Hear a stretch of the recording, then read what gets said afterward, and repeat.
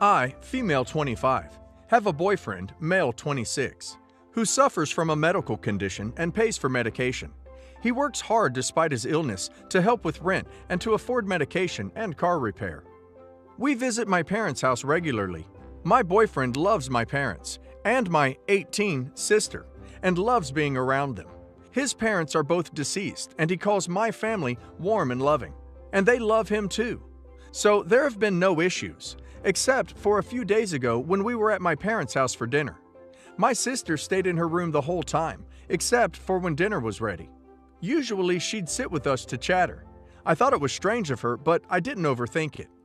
My boyfriend came back from the bathroom to find that his phone and medication and $200 in cash were gone, even his car keys. We were so confused, but kept looking all over the house. My sister came downstairs asking what we were looking for. We told her, and she didn't say anything, just went upstairs. We couldn't find them. My boyfriend was so confused he ended up taking an Uber home and left the car at my parents' house. My boyfriend kept worrying about going to the doctor to get his medication, and it was difficult. We also struggled with the car keys. I visited my parents' house the next day to conduct extensive search. My sister was at school at the time. I entered her room and surprisingly found all of my boyfriend's missing things. I was in complete shock. I showed my mom and she began rationalizing and making excuses for my sister. I was so mad I ended up confronting my sister after she got home from school, and Mom begged me to lie to my boyfriend and tell him I found his stuff in the bathroom cabinet after I mentioned that my boyfriend has the right to press charges, but I refused to lie to him. I told her she shouldn't encourage stealing, especially since my sister gave zero reasons why she stole from my boyfriend. My mom got upset and involved my dad, who agreed, and said that if I shouldn't agree on and encourage my boyfriend to press charges, and said I should stick to the bathroom cabinet lie. But I insisted on letting my boyfriend know so he could realize that the house he enters isn't safe for him anymore. Mom lost it on me when my sister started crying, saying I'll ruin her relationship with my boyfriend. Mom said she couldn't believe I chose to side with a guy I've known for only a year over my sister, and started bad-mouthing him. But he doesn't even know what's going on around him. He cares so much about my family and always wants a good relationship with them. But I'm not sure if I should tell him. My parents said they'll cut me out and no longer welcome us in the house if I tell my boyfriend and he ends up getting police involved. They said my sister doesn't deserve to be rejected by universities over a stupid mistake that she already apologized for. Edit. I don't think it's the first time she stole based on my mom's reaction. She should be mad at her, not me. She should be talking about consequences to her, not me. Mom actually thinks it's my sister versus my boyfriend in the conflict and keeps shaming me for siding with wronged party. If my boyfriend stole from my sister, I'd make sure to tell her and feel very ashamed and disappointed in him.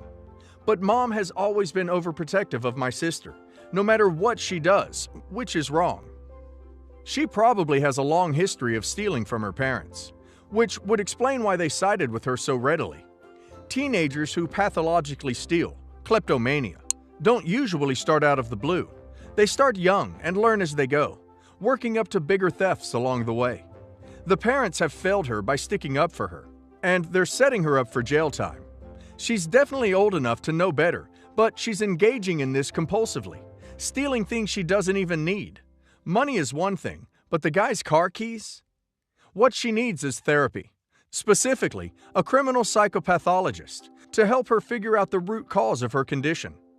Early childhood trauma is a common cause, which leads to the kid subconsciously seeking control over their external environment as a balance to the tumultuous internal relationship they have built with their fragmented and damaged emotional framework. Stealing allows them to feel powerful, in control, as well as being an outlet for their internalized anger. Further complicated in some cases by the child becoming drawn to the activity because of the adrenaline response, norepinephrine before and during the theft, and then dopamine release afterwards. Kleptomania is often treated in similar therapeutic ways as de-addiction for that reason. So yeah, if she doesn't figure this out, she's going to end up in jail at some point. So I think OP should speak with her parents about that and try to explain it to them. I was married to the most amazing woman 6 years ago. We had been dating for 2 years before we got married. She got pregnant after graduating from college. We were both happy. This is what we wanted. Our son was born. Life was awesome. 10 months after his birth, while on a trip to get some stuff for the house, her car collided with 2 others. Nothing could be done. Her ribs broke inward. Her lungs were crushed. She died by the time the ambulance came. Life was a bee. Suddenly, the whole world had collapsed on me. I was in shock. The therapy didn't help. The only thing that kept me going was my son. He was barely 10 months old, but he lived. I forgot about everything else in life and functioned just as a father. I didn't go out. I ignored my friends, killed my social life altogether. Still, I was proud of what I had accomplished as a single father. Sure, there were a few scares here and there, but overall it was great. My son was healthy and happy. Money was never a problem for me. It still hurt like a bee inside. I literally felt no temptation to meet anybody else. I was still recovering from it all, I guess. Then I started going out a little. My sister offered to take care of my son. She was great with him, so I felt comfortable. I got back in touch with my friends. I still retained my good physique. There wasn't much to do at home, so I'd just work out. I had started taking care of myself too. I got used a little to the female attention. After blowing off the initial 4 or 5 dates, I know it's bad, I just couldn't go ahead with them then. I started meeting other women. I'd just have casual dates with these women, but I'd turn them down before anything physical happened. It took me a long time to even kiss a girl again. On this cycle, I met Natalie, random alias here. She was an exceptionally beautiful girl who worked in my industry, loved that I was a single father, and sympathized with my loss. She was a great person and had an awesome personality. I found something special about her, so I stuck with her. It took us almost a month to have S, but she was very patient with me. I had told her up front that meeting my son is not something that is happening very soon. She understood. We had a great relationship. She complained a few times about me spending a lot of time with my son and barely enough with her, but we made it work after talking about the issue. She only met my son for the first time 2 months ago. I brought her along when we were at the park. She said hi, and he just looked up and sort of laughed. He's 4, and he's able to articulate properly, at least small words and greetings. So I told him to say hello. He said that, and then the attention was back to the racket and the ball. She clearly liked him. I know she wasn't feigning interest because when I went a bit away and was busy with something else, she was trying to play with him and interact with him a lot. That was supposed to be a happy moment, but seeing him with her reminded me of my wife, and it hurt like a bee again. But I got over it. So I gradually increased their time together. We still met outside most of the time and not that much inside. We spent the daytime at her place, and late night, she would come over to mine when my son was asleep. After a point, I felt a little comfortable leaving them alone together. So this week, my sister was visiting in town. My son absolutely adores her. She was his first female contact. I had to leave to take an overnight flight to get some work stuff sorted out, so she stayed at my place. Natalie calls me in the morning and tells me that she wants to visit my son. She's been visiting him a lot, so I think it's okay. When I come back, this is what my sister worriedly tells me. Natalie came around in the morning. She spent around an hour with my son and my sister. They're good friends and get along very well. So my sister got up to make something for them and went into the kitchen, while Natalie and my son were in the living room. He was on the floor playing with his toys, I guess. As soon as my sister goes into the kitchen, Natalie picks up my son on her lap. My sister tells me that she heard her trying to get him to call her mommy. He usually calls her by a shortened version of her name, which also makes him giggle for some reason. So he said that, and he giggled. My sister leaned to see what they were doing, and according to her, my girlfriend was saying to him, "No, not the name that my son has for her, Mommy," and repeating that again till my son said it. Then she kept on saying, "I'm your mommy, mommy," and more like that. My sister was alarmed but didn't say anything. He's done that with her too, but she always brought up a picture of his mother to show him, so he stopped calling her that. I have always told him that the angel in the picture is mommy. It took him time, but he stopped calling anyone else mommy. I had told my girlfriend about this before, and she had agreed. I told her that it was important to me that my son knew who his real mother was. She said she understood. And now, here I am, angry, frustrated, enraged, and feeling a bit betrayed. I don't know how long this has been going on. I haven't said anything about it to her. She knows I'm pissed about something. We have our 1 year together completing in 20 days. I had big plans for that. Now, I don't know what to do. You guys got any ideas? Guys, this is not about me moving on from my wife. This is about my son's mother. That's all. I'll talk to her about this. I don't want to break up, but I do want her to know that she has ducked up colossally and that this will set back our relationship. I'll try to be delicate. This is not okay. This crosses so many boundaries. She is not respecting OP's wishes. She is not respecting OP's parenting decisions. I think she may be jealous subconsciously of OP's wife. OP is still not over his wife. I get that. She may say she understands, but really, this is not something one can understand until it happens to them. While OP realizes his wife is gone, she is very much present for OP's girlfriend, and she's most likely trying to make OP move on quicker. But as I said, this is not okay. Update.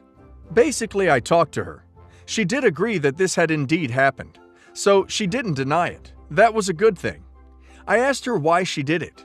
She gave the reason that she always felt like an extra in my life. She thought that we could be closer if we tried to be a family. I explained to her in a calm, composed manner that we can't just pretend to be a family, and that her trying to make a permanent bond with my 4-year-old son, whom she'd known only for 2 months, wasn't quite the way to do it. She cried and apologized. Nevertheless, this was a huge setback in our relationship. It's difficult to look at things the same way after what happened. Our big anniversary surprise is canceled. I'll make up for it sometime later. We are still dating, but she isn't going to meet my son anytime soon. This meant that we'd be spending less nights together, but she understood. I'm also going to see a child therapist to get this mommy thing sorted out once and for all, so that my son isn't emotionally affected. For those of you saying that what she did was 100% right, it wasn't. My girlfriend and I are dating. She has known my son only for 2 months. If a mommy bond were to form right now and we were to break up, it'll affect my 4-year-old too. That'll have to wait for marriage, which honestly is something I have mentally pushed back for now. It'll take time to get the trust back with her. Since a couple of weeks ago, she kept pushing me again and again over visiting my son. I told her no firmly, but she kept on being passive-aggressive. All I wanted was a little more time, but she pushed me to a limit. She said that my son was missing her. He was not. And that I'm doing him a disservice by keeping her out of his life. And that I'm a horrible parent and I can't raise my son alone. We had a big fight over it and we broke up. She broke down and crawled back and apologized, but things were never going to be the same. My best friend Jen died in an automobile accident over 3 years ago. She was married to Matt for 4 years at the time of the accident, together for 2 years before that. I was really close to Jen. I was a bridesmaid at their wedding. I was that annoying friend who tagged along with her and Matt on many nights out. After Jen died, Matt kept a really low profile. He would mostly hang out with his friends every now and then, but for the most part, he kept to himself. It wasn't until last November that I and several of Jen's friends would see Matt fairly regularly again. Holiday parties, birthday parties, random happy hour, etc. It was around that point that Matt and I began hanging out quite often by ourselves, but only as friends. We both love movies. I had gone to the movies with Jen and Matt frequently, so we resumed that practice. Eventually, I began developing some feelings for Matt. He is thoughtful, respectful, intelligent, ambitious, and good-looking. I decided, though, that I wasn't going to make any moves and keep it platonic. For one, I didn't want to appear as if I was disrespecting Jen. Secondly, I'm pretty self-conscious about my appearance and figured Matt would never be interested in me anyway. Matt is really handsome and in great shape, and Jen was quite beautiful. I don't consider myself ugly or anything, but I could stand to lose some weight. And the truth is, Jen probably could have modeled if she wanted to. I'm nowhere close to that looks-wise. Imagine my surprise when Matt kissed me after he walked me home from the movies one night. I had wanted to keep it platonic, and I still had a few reservations. But after he kissed me, I knew I couldn't deny it any longer, and I wanted to be with him. I researched whether it was in poor taste to date a deceased friend's spouse, and found that it was actually very common. Also, 3 years since Jen's death seemed like enough time where dating Matt wasn't disrespectful to her. We had our first official date on Valentine's Day, and the last 3 months have been really wonderful. I've had a poor history with men for one reason or another. My longest relationship has been 4 months to someone emotionally A. And Matt is the first man to actually tell me he loves me and thinks I'm beautiful. Unfortunately, several people we considered really good friends have been judgmental and no longer speaking to us. Matt felt obligated to notify Jen's family, and we thought that'd be the main concern. But her parents and siblings were completely fine with it. Most of our other friends don't have any issues with Matt and I dating. However, it had gotten back to me via a mutual friend that Jen's best friend from college thought I always had a thing for Matt and was waiting for the perfect opportunity to swoop in. Everything of which is completely untrue. Another good friend of mine that I met through Jen didn't invite Matt or me to her housewarming, which we thought was odd because she's invited us to everything for many years. And she's completely ignored my texts for about a month. Matt has noticed a couple of Jen's friends have deleted him on Facebook.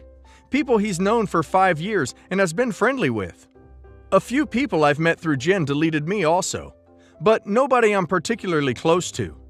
Normally, I'm not bothered by people's opinions of me, but I must admit the actions of the college best friend and the friend ignoring my texts have been hurtful because I considered them really good friends. I want to reach out to these friends, but I don't know particularly what to say. But I'm also wondering if these friends are even worth it, and I should just cut my losses. 3 years have passed, and they never had a flirtation when they were together. Their friends should be celebrating that both of them have found a way to bring something beautiful out of a painful situation.